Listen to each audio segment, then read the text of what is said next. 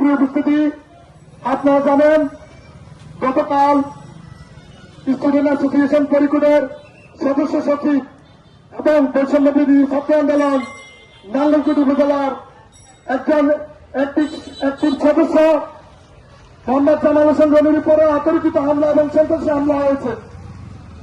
উক্ত হামলায় ছুরিকাঘাতে রনি মারাত্মকভাবে আহত হয়েছে এবং রনি বর্তমানে কুমিল্লা মেডিকেল কলেজে চিকিৎসাধীন অবস্থায় আছে এবং জীবন মৃত্যুর সন্ধিক্ষণে এখন রনি।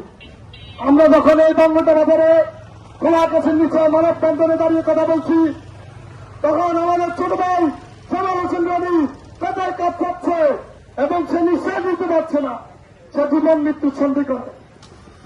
আমরা প্রশাসনের কাছে জবাব চাই, বিভিন্ন স্তরের রাজনৈতিক দায়িত্বশীলদের কাছে জবাব চাই। এরকম বঙ্গটাই কি আমরা চেয়েছিলাম?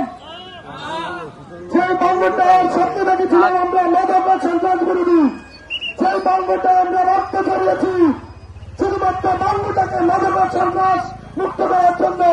আজকে সেই বঙ্গটার পাঁচশত বিরোধী একজন ছাত্র নেতা কিভাবে দিনে দুপুরে ছুরিকাঘাতে হবে, আমরা প্রশাসনের কাছে জবাব চাই।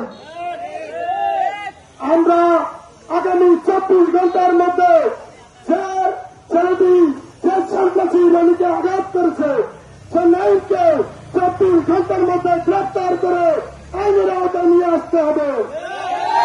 যদি নিয়ে না আসা হয় আমরা আরো কঠিন থেকে কঠিন কর্মসূচি আমরা ইনশাআল্লাহ বাস্তবায়ন করব।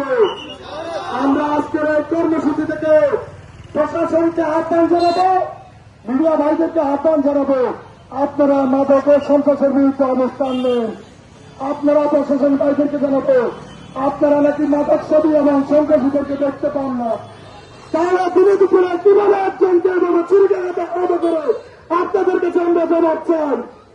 যদি আপনারা দেখতেই না পান, রাতের আধারে না হয়তো দিনের আলোতে এভাবে আহত করতে হয়েছে। অতএব আমরা আপনাদের কাছে উদাত্ত আহ্বান জানাই, প্রশাসনের কাছে আমরা সহযোগিতা চাই। আগামী 24 ঘন্টার মধ্যে আপনারা এই খুনি, এই আহতকারী সন্ত্রাসী কিশোর গ্যাংয়ের লিডার গ্যাংকে গ্রেপ্তার করে আপনারা বুঝিয়ে দিন আপনারা নিরপেক্ষ। জামাল হোসেন রনি অত্যন্ত মেধাবী এবং চৌকস কর্মী। সে গত জুলাই অভ্যুত্থানের পরবর্তী সময়ে সে সবসময় এই সমাজের এই এলাকার মাদক সেবী যারা আছে, কিশোর গ্যাং যারা আছে, তাদের বিরুদ্ধে সবসময় সে সোচ্চার ছিল।